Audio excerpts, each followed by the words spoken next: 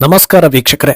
Election ಹತ್ತಿರ ಆಗ್ತಾ ಇದ್ದ ಹಾಗೆ ಕೇರಳ ಸಿಎಂ ಪಿಣರಾಯಿ ವಿಜಯನ್ ಹೊಸ ಆದೇಶವೊಂದನ್ನು ಹೊರಡಿಸುವ ಮೂಲಕ ದೇಶದಲ್ಲಿ ಹೆಡ್ಲೈನ್ ಆಗ್ತಾ ಇದ್ದಾರೆ. ತಮ್ಮ ರಾಜ್ಯದಲ್ಲಿ ಯಾರ ಬಳಿ ಸರಿಯಾದ ವೋಟರ್ ಐಡಿ ದಾಖಲೆ ಇಲ್ಲವೋ ಅವರೆಲ್ಲರಿಗೂ ತಕ್ಷಣವೇ ಎಲ್ಲಾ ದಾಖಲೆ ಮಾಡಿಕೊಡ್ಬೇಕು ಅಂತ ಆರ್ಡರ್ ಕೊಟ್ಟಿದ್ದಾರೆ. ಎಲ್ಲಾ ಜಿಲ್ಲಾಡಳಿತ ಇದನ್ನ ಪಾಲಿಸುವಂತೆ ಆದೇಶಿಸಿದ್ದಾರೆ. ಎಸ್ಐಆರ್ ಪ್ರಕ್ರಿಯೆ ಬರದಿಂದ ಸಾಕ್ತಾ ಇರೋ ಹೊತ್ತಲ್ಲಿ ಅದಕ್ಕೆ ಕೌಂಟರ್ ಕೊಡೋ ಸಲುವಾಗಿಯೇ ಇದನ್ನ ಮಾಡ್ತಾ ಇರೋದು ಅನ್ನೋ ಚರ್ಚೆಗೆ ಈ ವಿಚಾರ ಈಗ ದಾರಿ ಮಾಡಿಕೊಟ್ಟಿದೆ. ಈ ಆದೇಶ ನೀಡೋ ಹೊತ್ತಲ್ಲಿ ಪಿಣರಾಯಿ ಒಂದು ಪದವನ್ನ ಹೈಲೈಟ್ ಮಾಡಿರೋದು ಸೇಫ್ಗೆ ಮಾಡ್ತಾ ಇರುವಂತೆ ಭಾಸವಾಗ್ತಾ ಇದೆ. ಹಾಗಿದ್ರೆ ಈಗ ಸೂಪರ್ ಸ್ಪೀಡ್ ನಲ್ಲಿ ಕೊಡೋ ದಾಖಲೆಗಳಿಂದ ವೋಟ್ಗಳನ್ನ ಉಳಿಸಿಕೊಳ್ಬಹುದಾ ಅಥವಾ ಇದು ಹೊಸ ಸಮಸ್ಯೆಗೆ ದಾರಿ ಮಾಡಿಕೊಡುತ್ತಾ, ಜನರಲ್ಲಿ ಗೊಂದಲ ಹುಟ್ಟು ಹಾಕಿ ಗಲಭೆ ಎಬ್ಬಿಸೋ ಹುನ್ನಾರವ? ಹೀಗೆ ಹಲವು ರೀತಿಯ ಚರ್ಚೆಗಳು ಈಗಾಗಲೇ ಶುರುವಾಗಿದೆ. ಇದೆಲ್ಲವನ್ನ ಒನ್ ಬೈ ಒನ್ ವಿವರಿಸ್ತಾ ಹೋಗ್ತೀವಿ.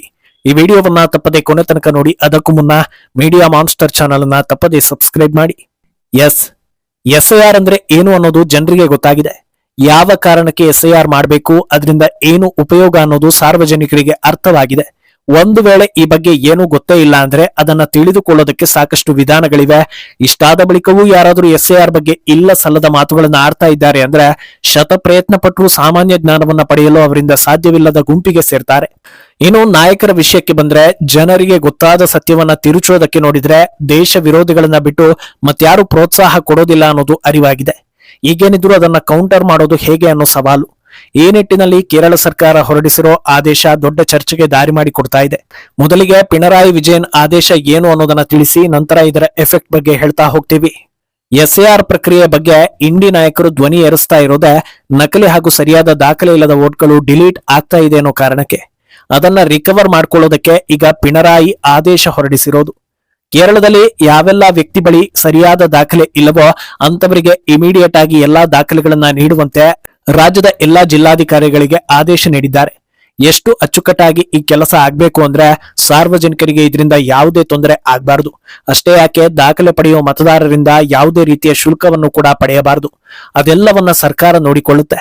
ನೀವೇನಿದ್ರು ಯಾರ ಬಳಿ ದಾಖಲೆ ಇರಲ್ವೋ ಅಂತವರನ್ನ ಹುಡುಕಿ ಎಲ್ಲಾ ದಾಖಲೆಗಳನ್ನ ಹೈ ಸ್ಪೀಡ್ ನಲ್ಲಿ ಮಾಡಿಕೊಟ್ಟು ವೋಟರ್ ಗಳನ್ನ ಉಳಿಸಿಕೊಳ್ಳೋದು ನಿಮ್ಮ ಜವಾಬ್ದಾರಿ ಅಂತ ಹೇಳಿದ್ದಾರೆ. ಮತದಾರರ ಪಟ್ಟಿಯಲ್ಲಿ ಹೆಸರು ಸೇರಿಸಲು ಜನರಿಗೆ ಸಹಾಯ ಮಾಡಲು ಸ್ಥಳೀಯ ಮಟ್ಟದಲ್ಲಿ ಸಾಕಷ್ಟು ಸಹಾಯ ಕೇಂದ್ರಗಳನ್ನ ಸ್ಥಾಪಿಸಲು ಸಂಪುಟ ಸಭೆ ಈ ಹಿಂದೆ ನಿರ್ಧಾರ ಮಾಡಿತ್ತು. ಜಿಲ್ಲಾಧಿಕಾರಿಗಳು ವಿಚಾರಣಾ ಕೇಂದ್ರಗಳಲ್ಲಿ ಅಗತ್ಯವಿದ್ರೆ ಸ್ವಯಂ ಸೇವಕರ ಸೇವೆ ಮತ್ತು ಸಾಕಷ್ಟು ವಿಚಾರಣಾ ಅಧಿಕಾರಿಗಳ ಸೇವೆಯನ್ನ ಖಚಿತಪಡಿಸಿಕೊಳ್ಳಬೇಕು ಅಂತ ತಿಳಿಸಲಾಗಿದೆ. ಸಾರ್ವಜನಿಕರಿಗೆ ಆನ್ಲೈನ್ ನಲ್ಲಿ ಅರ್ಜಿ ಸಲ್ಲಿಸಲು ಎಲ್ಲಾ ಸಹಾಯ ಕೇಂದ್ರಗಳಲ್ಲಿ ವ್ಯವಸ್ಥೆ ಮಾಡಲಾಗುತ್ತೆ. ಅಕ್ಷಯ ಕೇಂದ್ರಗಳು ವಿಧಿಸುವ ಶುಲ್ಕವನ್ನ ಕಡಿಮೆ ಮಾಡೋದಕ್ಕೆ ಐಟಿ ಇಲಾಖೆಗೆ ಕೂಡ ಸೂಚನೆ ಕೊಡಲಾಗಿದೆ. ಬೂತ್ ಮಟ್ಟದ ಅಧಿಕಾರಿಗಳನ್ನ ನೇಮಿಸಿದ ಅಥವಾ ಖಾಲಿ ಇರುವ ಮತಗಟ್ಟೆಗಳಲ್ಲಿ 2 ದಿನಗಳಲ್ಲಿ ನೇಮಕಾತಿ ನಡೆಸುವಂತೆ ಆದೇಶ ಬಂದಿದೆ. ಇಆರ್ಒ, ಎಇಆರ್ಒ, ಹೆಚ್ಚುವರಿ ಎಇಆರ್ಒ ಹುದ್ದೆಗಳಲ್ಲಿ ನಿವೃತ್ತಿಯಿಂದ ಉಂಟಾಗುವ ಖಾಲಿ ಹುದ್ದೆಗಳನ್ನ ತಕ್ಷಣವೇ ಭರ್ತಿ ಮಾಡಿಕೊಳ್ಬೇಕು ಮತ್ತು ಬದಲಿ ವ್ಯಕ್ತಿಯನ್ನ ನೇಮಿಸಿದ ಬಳಿಕವೇ ಎಲ್ಪಿಎಆರ್ ಅಂದ್ರೆ ನಿವೃತ್ತಿ ಪೂರ್ವ ರಜೆಯನ್ನ ನೀಡಬೇಕು ಅಂತ ಸೂಚನೆ ಕೊಡಲಾಗಿದೆ. ಇದು ವೋಟ್ಗಳನ್ನ ಉಳಿಸಿಕೊಳ್ಳೋದಕ್ಕೆ ಯಾವ ಮಟ್ಟದಲ್ಲಿ ಕಾಳಜಿ ವಹಿಸ್ತಾ ಇದ್ದಾರೆ ಅನ್ನೋದನ್ನ ತೋರಿಸ್ತಾ ಇದೆ. ಅಲ್ಲದೆ ಈ ಅವಧಿಯಲ್ಲಿ ಸಂಬಂಧಪಟ್ಟ ಅಧಿಕಾರಿಗಳನ್ನ ವರ್ಗಾವಣೆ ಮಾಡಬಾರದು, ಪೂರ್ವಾನುಮತಿ ಇಲ್ಲದೆ ರಜೆ ನೀಡಬಾರದು, ಕರಡು ಪಟ್ಟಿಯಿಂದ ಹೊರಗುಳಿದಿರುವ ಅರ್ಹರೆಲ್ಲರನ್ನೂ ಮತದಾರರ ಪಟ್ಟಿಗೆ ಸೇರಿಸಲು ಜಾಗೃತಿ ಮೂಡಿಸಲಾಗುವುದು.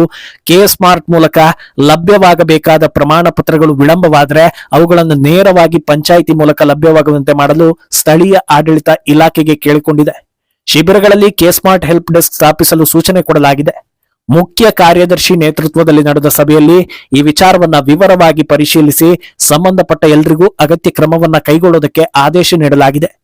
ಇಷ್ಟೆಲ್ಲಾ ಮಾಡಿರೋ ಪಿಣರಾಯಿ ಸರ್ಕಾರ ಒಂದು ವಿಚಾರವನ್ನ ಅತ್ಯಂತ ಕ್ಲಿಯರ್ ಆಗಿ ಹೈಲೈಟ್ ಮಾಡ್ತಾ ಇದೆ. ಅದೇನು ಅಂದ್ರೆ ಅರ್ಹ ಮತದಾರರಿಗೆ ಮೋಸ ಆಗ್ಬಾರ್ದು, ಎಲ್ಲಾ ಅರ್ಹ ಮತದಾರರಿಗೂ ವೋಟ್ ಹಾಕುವ ಅವಕಾಶ ಸಿಗಲೇಬೇಕು. ಇದಕ್ಕಾಗಿ ನಮ್ಮ ಸರ್ಕಾರ ಬದ್ಧವಾಗಿದೆ ಅಂತ. ಹಾಗಿದ್ರೆ ಎಸ್ಐಆರ್ ಮಾಡ್ತಾ ಇರೋದು ಟೈಮ್ ಪಾಸ್ ಮಾಡೋದಕ್ಕ? ಅವರ ಉದ್ದೇಶವೂ ಇದೆ. ಅರ್ಹರಿಗೆ ಮಾತ್ರ ವೋಟ್, ಅರ್ಹರಲ್ಲದವರು ಡಿಲೀಟ್ ಅನ್ನೋದು. ಈಗ ಕೇರಳ ಸರ್ಕಾರ ಈ ಆದೇಶವನ್ನ ಹೊರಡಿಸಿದ್ದು ಯಾಕೆ ಅನ್ನೋದು ಕ್ಲಿಯರ್ ಆಯ್ತು. ಅದು ಡಿಲೀಟ್ ಆಗೋ ವೋಟ್ಗಳನ್ನ ಉಳಿಸಿಕೊಳ್ಳೋದಕ್ಕೆ. ಆದ್ರೆ ಈ ರೀತಿ ದಾಖಲೆಗಳನ್ನ ಮಾಡಿಸಿಕೊಟ್ರೆ ವೋಟ್ ಉಳಿತಾವ ಅನ್ನೋದು ಮೊದಲ ಪ್ರಶ್ನೆ. ಕೇರಳ ಸರ್ಕಾರ ಯಾರಿಗೆ ಯಾವ ದಾಖಲೆ ಮಾಡಿಕೊಟ್ರು ಅದನ್ನ ಪರಿಶೀಲಿಸೋದಕ್ಕೆ ಎಲೆಕ್ಷನ್ ಕಮಿಷನ್ ಬಳಿ ಒಂದು ಮಾನದಂಡ ಇರುತ್ತೆ. ಅದೇ ಪ್ರಕಾರ ಪರಿಶೀಲನೆ ಕಾರ್ಯ ನಡೆಯುತ್ತೆ. ಒಂದು ವೇಳೆ ಅರ್ಜೆಂಟ್ ನಲ್ಲಿ ವೋಟ್ ಉಳಿಸೋದಕ್ಕೆ ತಪ್ಪು ಮಾಹಿತಿಗಳನ್ನ ನೀಡಿದ್ರೆ ಅಥವಾ ಆಧಾರವಿಲ್ಲದ ಅಂಶಗಳನ್ನ ಉಲ್ಲೇಖ ಮಾಡಿದ್ರೆ ಅಂತ ವೋಟರ್ಗಳನ್ನ ಪರಿಗಣಿಸೋದಕ್ಕೆ ಸಾಧ್ಯವಿಲ್ಲ. ಇದನ್ನ ರಾಜ್ಯ ಸರ್ಕಾರ ಹೇಗೆ ಹ್ಯಾಂಡಲ್ ಮಾಡುತ್ತೆ ಅನ್ನೋದು ಈಗ ಎದ್ದಿರೋ ಪ್ರಶ್ನೆ.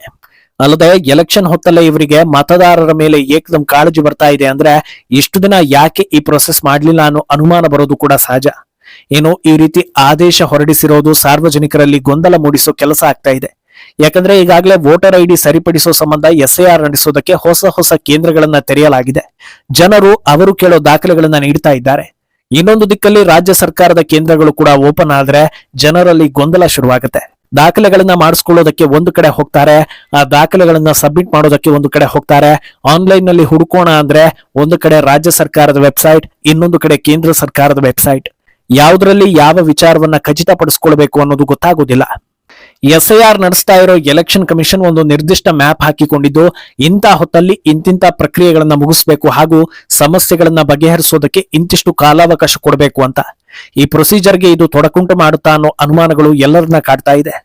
ನಾವಾಗ್ಲೇ ಹೇಳಿದ ಹಾಗೆ ಅರ್ಹರಲ್ಲದ ಮತದಾರರನ್ನ ತೆಗೆದು ಹಾಕೋದೆ ಎಸ್ಐಆರ್ ಗುರಿ ಅನ್ನೋದು. ಅದನ್ನೇ ಈಗ ಉಲ್ಟಾ ಹೇಳಿ ಅರ್ಹರಿಗೆ ಅನ್ಯಾಯ ಆಗ್ಬಾರ್ದು ಅನ್ನೋ ಸ್ಲೋಗನ್ ಅನ್ನ ಕೇರಳ ಸರ್ಕಾರ ಮುಂದೆ ತಂದಿದೆ ಅಂತ. ಎರಡರ ಅರ್ಥವೂ ಒಂದೇ. ಆದ್ರೆ ಕೇಂದ್ರದ ಪ್ರಕಾರ ಅನರ್ಹರು ಯಾರು ಹಾಗೂ ಕೇರಳ ಸರ್ಕಾರದ ಪ್ರಕಾರ ಅರ್ಹರು ಯಾರು ಅನ್ನೋದೇ ಇಲ್ಲಿ ಮೂಡೋ ಪ್ರಶ್ನೆ. ಬಂಗಾಳದಲ್ಲಿ ಬಹುತೇಕ ಅನರ್ಹರು ಅರ್ಥಾತ್ ಅಕ್ರಮ ಬಾಂಗ್ಲಾ ನಿವಾಸಿಗಳು ನಮಗೆ ರಿಸ್ಕೇ ಬೇಡ ಅಂತ ಗಡಿ ದಾಟಿ ಓಡೋದಕ್ಕೆ ಯತ್ನಿಸಿದ್ರು. ಬಂಗಾಳಕ್ಕೆ ಹೋಲಿಸಿದ್ರೆ ಕೇರಳದಲ್ಲಿ ದೊಡ್ಡ ಪ್ರಮಾಣದಲ್ಲಿ ಅಕ್ರಮ ವಲಸಿಗರು ಇಲ್ಲದೆ ಇರಬಹುದು, ಆದ್ರೆ ಇಲ್ವೇ ಇಲ್ಲ ಅಂತ ಹೇಳೋದಕ್ಕೆ ಚಾನ್ಸೇ ಇಲ್ಲ. ಯಾಕಂದ್ರೆ ಈಗಾಗಲೇ ಅವರು ಕ್ಯಾನ್ಸರ್ನಂತೆ ಭಾರತದಾದ್ಯಂತ ಪಸರಿಸಿದ್ದಾರೆ. ಎಸ್ಐಆರ್ ಪರಿಶೀಲನೆ ಆಗೋ ಹೊತ್ತಲ್ಲಿ ಈ ಅಕ್ರಮ ನಿವಾಸಿಗಳು ಕೂಡ ಸಿಕ್ಕಿ ಬೀಳೋ ಸಾಧ್ಯತೆ ಇರ್ತಾ ಇತ್ತು. ಆದ್ರೆ ಕೇರಳ ಸರ್ಕಾರ ಆ ಗ್ಯಾಪ್ ನಲ್ಲಿ ಸಿಕ್ಕವರಿಗೆಲ್ಲ ದಾಖಲೆ ಸೃಷ್ಟಿ ಮಾಡಿಕೊಟ್ರೆ ಅಕ್ರಮ ನಿವಾಸಿಗಳನ್ನ ಕಂಡು ಹಿಡಿಯೋದು ಕಷ್ಟ ಆಗ್ತಾ ಹೋಗುತ್ತೆ. ಅಲ್ಲದೆ ಈಗಾಗಲೇ ಡಿಲೀಟ್ ಆದವರಿಗೂ ಕೂಡ ದಾಖಲೆಗಳನ್ನ ಕೊಡ್ತೀವಿ ಅಂತ ಹೇಳಿರೋದು ಎಲೆಕ್ಷನ್ ಕಮಿಷನ್ಗೆ ಸವಾಲ್ ಹಾಕಿದಂತಿದೆ. ಸರಿ, ಏನೇ ಸರ್ಕಸ್ ಮಾಡಿದ್ರು ಅಕ್ರಮ ನಿವಾಸಿಗಳನ್ನ ಉಳಿಸ್ಕೊಳ್ಳೋದಕ್ಕೆ ಸಾಧ್ಯವಿಲ್ಲ. ಒಂದಲ್ಲ ಒಂದು ಹಂತದಲ್ಲಿ ಅವರ ಪತ್ತೆ ಆಗುತ್ತೆ ಅನ್ನೋದು ವಾಸ್ತವ. ಇದು ಗೊತ್ತಿದ್ರು ಯಾಕೆ ಯತ್ನ ಅಂತ ಕೇಳಿದ್ರೆ ಗೊಂದಲ ಸೃಷ್ಟಿ ಹಾಗೂ ವಿಳಂಬ ಎನ್ನಲಾಗ್ತಾ ಇದೆ. ಈಗ ಎಸ್ಐಆರ್ ಪ್ರೊಸೆಸ್ ನಲ್ಲಿ ಯಾವ್ದಾದ್ರು ನಕಲಿಗಳನ್ನ ಅನರ್ಹ ಮಾಡಿದ್ರೆ ಅದ್ ಹೇಗೆ ನೀವು ಹಾಗೆ ಮಾಡಿದ್ರಿ, ನಾವು ಅವರಿಗೆ ದಾಖಲೆ ಕೊಟ್ಟಿದೀವಿ ಅಂತ ವಾದ ಮಾಡ್ತಾರೆ. ನೀವು ದಾಖಲೆ ಕೊಟ್ಟ ತಕ್ಷಣ ಅವರು ಅರ್ಹರಾಗೋದಿಲ್ಲ. ಅವರು ಭಾರತಕ್ಕೆ ಬಂದು ಎಷ್ಟು ವರ್ಷ ಆಯ್ತು, ಅವರ ಮೂಲ ಯಾವುದು, ಇದೆಲ್ಲವನ್ನು ತಿಳಿದುಕೊಳ್ಬೇಕು ಅಂತ ಉತ್ತರ ಬಂದ್ರೆ ಇನ್ನೊಂದು ದಿಕ್ಕಲ್ಲಿ ನೋಡಿ ಅರ್ಹ ವೋಟ್ಗಳನ್ನ ಡಿಲೀಟ್ ಮಾಡಲಾಗಿದೆ ಅಂತ ಡ್ರಾಮಾ ಶುರು ಮಾಡೋ ಸಾಧ್ಯತೆ ಇರುತ್ತೆ. ಈ ಕಚ್ಚಾಟದಲ್ಲಿ ಎಲೆಕ್ಷನ್ ಪ್ರೊಸೆಸ್ಗೆ ಸಮಸ್ಯೆ ಆಗುತ್ತೆ, ಎಸ್ಐಆರ್ ಪ್ರಕ್ರಿಯೆಗೆ ಸಮಸ್ಯೆ ಆಗುತ್ತೆ, ರಾಜ್ಯದಲ್ಲಿ ಅಶಾಂತಿ ಸೃಷ್ಟಿ ಆಗುತ್ತೆ. ಇದನ್ನೇ ಮುಂದಿಟ್ಕೊಂಡು ದೇಶದಾದ್ಯಂತ ಪ್ರೊಟೆಸ್ಟ್ ಮಾಡೋ ಸಾಧ್ಯತೆ ಇರುತ್ತೆ.